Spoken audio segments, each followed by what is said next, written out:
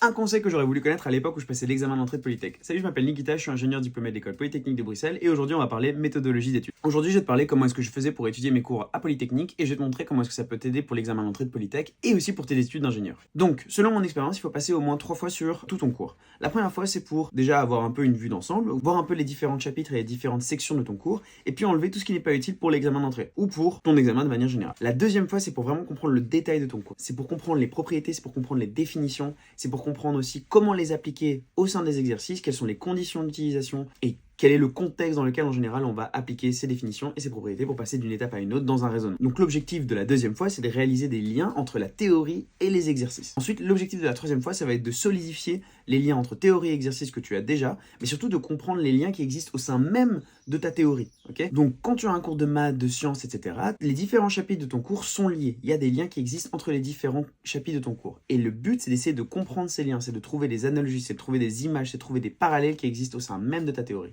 Donc, première fois, avoir une vue d'ensemble et un peu enlever ce qui n'est pas important. Deuxième fois, c'est comprendre vraiment en profondeur. Donc comme ça, on a une vue un peu globale et en même temps, on est capable de rentrer dans le détail de chacun des concepts théoriques. Et en plus de ça, on est capable de les appliquer au sein même de problèmes ou d'exercices. Et la troisième fois, c'est de solidifier ces liens entre théorie et exercice et en plus de créer des liens au sein même de la théorie pour créer une compréhension globale du cours qui reste pérenne dans le temps et qui en plus te permet de rebondir super bien le jour de l'examen. Voilà, j'espère que ça t'a aidé. Et toi, c'est quoi ta méthodologie d'étude? Ciao!